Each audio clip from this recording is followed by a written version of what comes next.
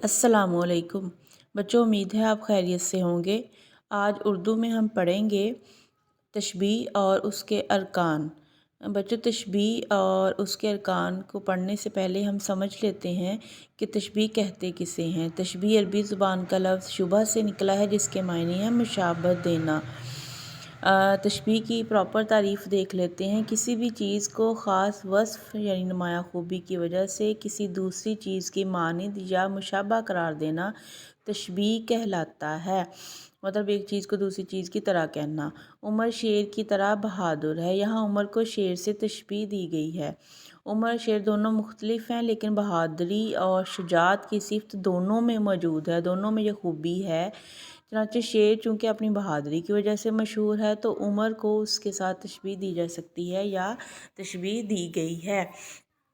अहम निकात तशबीह के ये होते हैं कि जिस जानदार या बेजान चीज़ को तशबीह दी जा रही हो, दोनों में किसी मुश्तरक वस्फ़ का पाया जाना ज़रूरी है।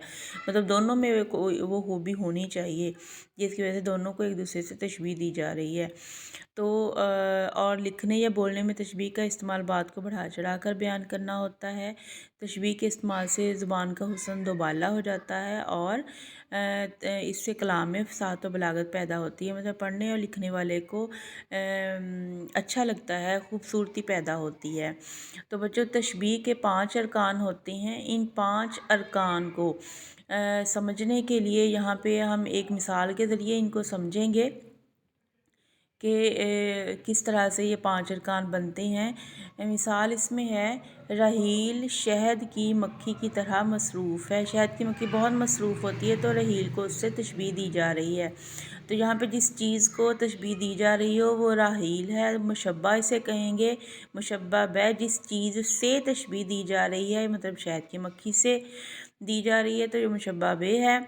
और वजह तशबीह क्यों दी जा रही है, वो खूबी जो मुशब्बा और मुशब्बा बे में मुश्तरक हो, दोनों में हो, तो दोनों मसरूफ़ रहते हैं, इस वजह से दी जा रही है। और हरफ तशबीह किन हरूफ को इस्तेमाल किया जा रहा है, तो यहाँ पे रहील शहद की मक्खी की तरह का हर्फ जो है ये हमने इस्तेमाल किए हैं।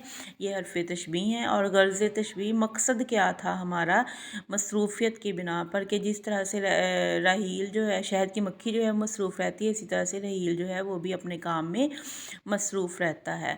बच्चों, उम्मीद है आपको तशबीह और तशबीह के अरकान अच्छे से समझ आ गए होंगे। यहाँ पे कुछ हरफ तशबीह दिए गए हैं आपके समझने के लिए, उनको ज़रूर पढ़िएगा। अपना ख्याल रखिएगा। अल्लाह हाफिज़।